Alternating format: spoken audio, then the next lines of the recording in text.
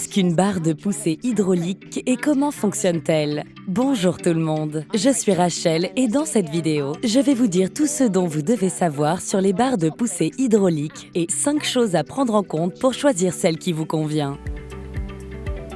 Les barres de poussée hydrauliques sont couramment utilisées dans le secteur agricole. Nous les voyons beaucoup sur les remorques, les moissonneuses, les épandeurs, les chargeurs, les abatteuses et les planteurs. Cependant, les systèmes d'attelage des tracteurs utiliseront plus couramment des barres de poussée hydrauliques. Nous y reviendrons plus tard. Pour faire court, ils sont partout. Il est donc utile de savoir ce qu'ils sont et comment ils fonctionnent. Quel usage comptez-vous faire de votre barre de poussée hydraulique? Faites-le moi savoir dans les commentaires ci-dessous. Ce sera formidable de lire ce qui vous a amené à cette vidéo. Avec les deux barres inférieures et la barre supérieure, ils forment un triangle. Nous appelons cela l'attelage à 3 points, où les barres inférieures prennent en charge votre équipement tel que les charrues, les godets de chargeurs, et ainsi de suite. Et la barre supérieure fournit une action d'inclinaison, soit en s'étendant ou en se rétractant. Cela incline votre équipement, aide à l'alignement et vous donne une conduite plus douce et il peut transférer une partie du poids de votre équipement à votre tracteur. Alors, comment fonctionne-t-il exactement? Restez à l'écoute, nous allons jeter un œil à chacun des composants d'une barre de poussée. Et avant de commencer, abonnez-vous à la chaîne Cramp et activez les notifications pour rester informé sur toutes nos vidéos. En général, la barre de poussée hydraulique se compose des parties suivantes. Il y a la barre de bras supérieur, le cylindre, la tige, l'orifice de refoulement, l'orifice d'alimentation et les extrémités.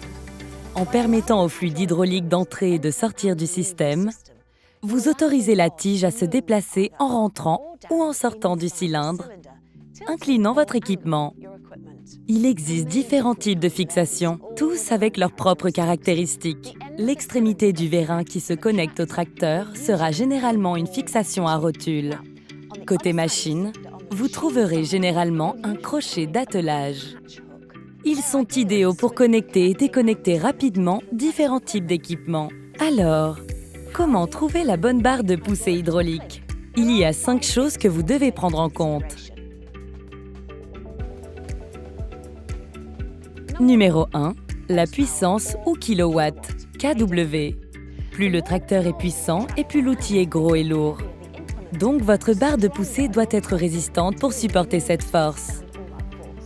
Pour la plupart des petits tracteurs, une barre de poussée avec un alésage de 50 mm suffit. Alésage est le mot que nous utilisons pour décrire le diamètre d'un cylindre. Pour les tracteurs avec plus de chevaux, vous pourriez avoir besoin d'une barre de poussée d'un diamètre de 63, 70 ou même jusqu'à 90 ou 120 mm. Numéro 2. Quel type de support avez-vous côté tracteur? Le support est le point de fixation pour la barre de poussée qui est la liaison entre le tracteur et la fixation. Donc, sa taille doit correspondre à la taille de la barre de poussée. Si vous choisissez une barre de poussée hydraulique avec un diamètre d'alésage trop grand pour le côté tracteur, le support risque d'être endommagé. Si la barre de poussée vient s'intégrer dans un support avec juste une seule position, une simple fixation à rotule suffira généralement. Certains agriculteurs utilisent une chape, ce qui leur permet d'avoir une plus grande flexibilité car ils fonctionnent dans plusieurs positions. Parfois, vous trouverez des supports verticaux plus longs avec des trous de perçage à plusieurs hauteurs différentes. Une fixation à rotule ne convient pas pour ce type de support, car le vérin pourrait être poussé contre le support, auquel cas il sera endommagé. Une autre option est une liaison chape-côté fût de vérin, ce qui ajoute une longueur supplémentaire à la barre de poussée, éloignant ainsi le vérin hydraulique support. Cela signifie que vous avez la liberté de mouvement et aucun risque d'écraser le vérin hydraulique contre le support côté tracteur. L'inconvénient est que la chape rapproche le fût de vérin du support, diminuant votre plage de travail.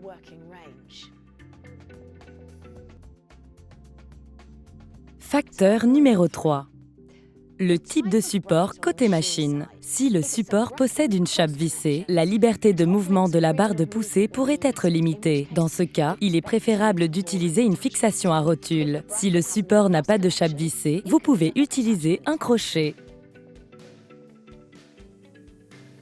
Numéro 4. Le diamètre de l'axe de la barre de poussée côté tracteur et côté machine. La dimension la plus courante est 19 mm, qui est la catégorie 1, 25 mm pour la catégorie 2, 33 mm qui est la catégorie 3 et 45 mm pour la catégorie 4. Assurez-vous que le diamètre correspond pour permettre un montage et démontage rapide et facile de votre machine. Et la dernière chose à considérer, avez-vous besoin d'un clapet anti-retour piloté? Certaines barres de poussée hydraulique sont équipées d'un clapet anti-retour piloté qui bloque la longueur que vous avez choisie pour s'assurer qu'il ne dérive pas, même s'il est laissé en position pour une longue période de temps. D'ailleurs, pour en savoir plus sur les autres types de vannes, les vannes de déviation, regardez cette vidéo. En conclusion, les barres de poussée sont très utiles. Il est donc important de comprendre comment ils fonctionnent et quels sont les différents composants. Et si vous voulez trouver la barre de poussée appropriée pour votre application, prenez en compte les 5 facteurs que nous venons de voir. La puissance ou kilowatts, le support du côté tracteur, celui du côté de la machine, le diamètre des axes de la barre de poussée et le clapet anti-retour. Bon, c'est tout pour le moment. Si vous voulez en savoir plus sur les barres de poussée hydraulique, vous pouvez consulter cet article de Cramp en cliquant simplement ici pour en apprendre plus. Nous avons plusieurs autres vidéos pour vous, alors appuyez sur ce bouton j'aime et n'oubliez pas de vous abonner à notre chaîne. Merci d'avoir regardé. À très bientôt.